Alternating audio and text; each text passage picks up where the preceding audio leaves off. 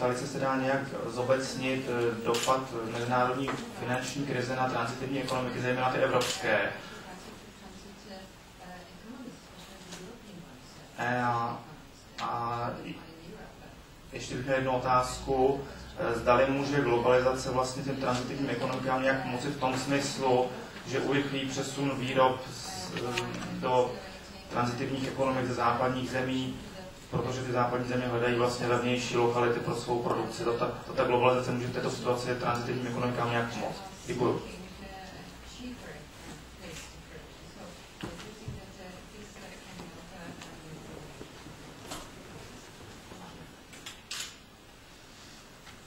Yeah, well, to the first question, certainly is something that I kind of mentioned before is, in Central, we or at least in Central Europe, there was the perception that the region was going to be independent, somewhat independent or shielded from crisis because of the existence of financial institutions or European financial institutions, strong ones that would be directly or indirectly supported by the European Central Bank, for example. I think that that was right. I think Eastern Europe has a very big advantage from that point of view. You have, for example, Austrian banks operating in this region, and the Austrian banks are protected by its own central bank and by, at the end of the day, by the European Central Bank. That's a very, very big advantage over a country like Argentina in 2002, when they ran into these kinds of problems. There was no international bank that would come forward. Actually, it was a time where the IMF decided to abandon Argentina, and the results were disastrous. So in Eastern Europe, I don't see the same problem arising. Actually, what you see is in Iceland, because Iceland is much more like Argentina. But so, from a financial point of view, this part of the world has been insulated to a large extent. So that's one issue.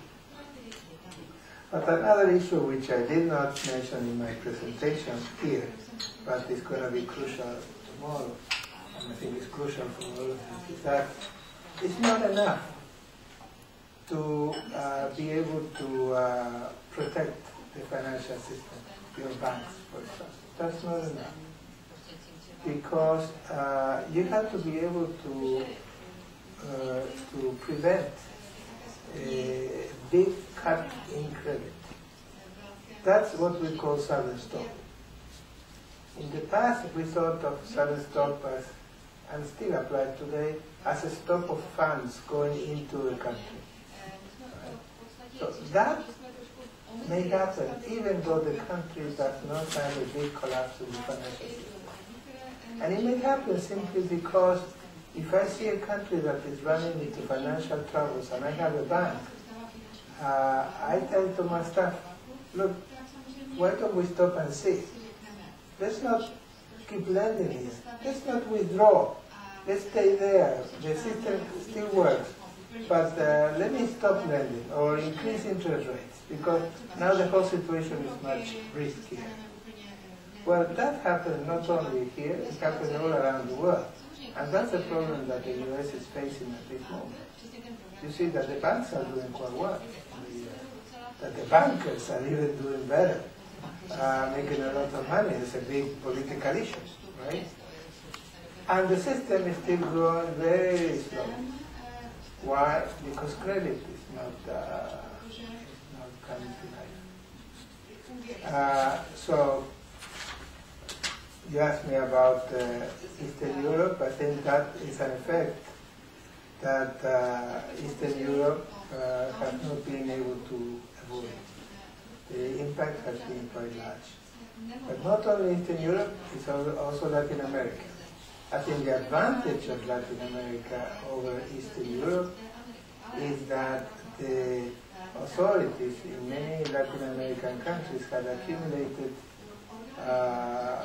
substantial amount of international reserves, and they used those reserves in order to prevent credit from collapsing as much.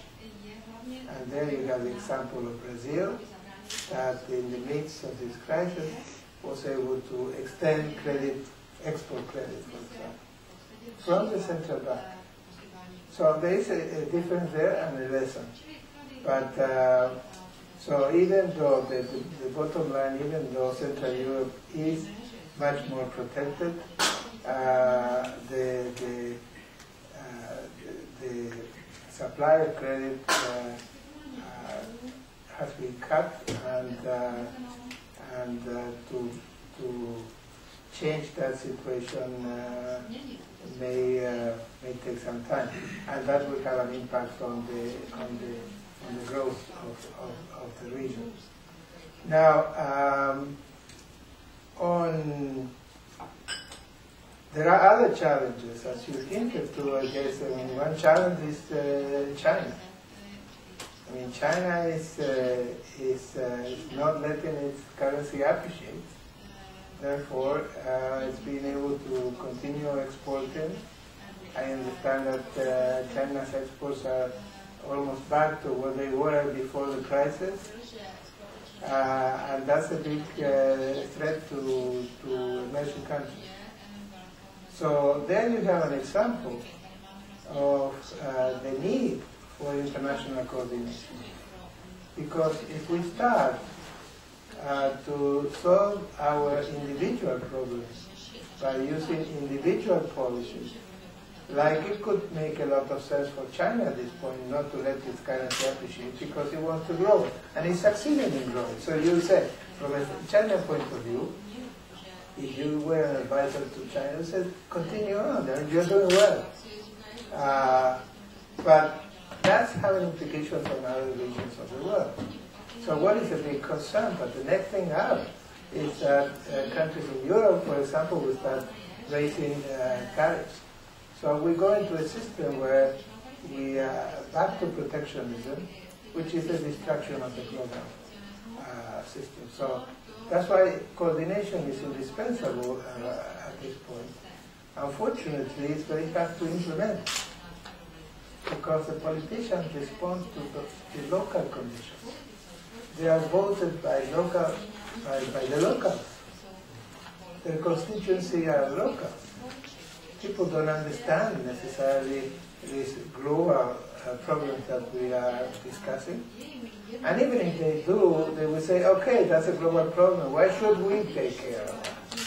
Let's take care of, we are a small nation, say the Czech Republic. It's a small nation in the world. Why don't we protect ourselves the best we can? Why should we sacrifice anything for the global objective?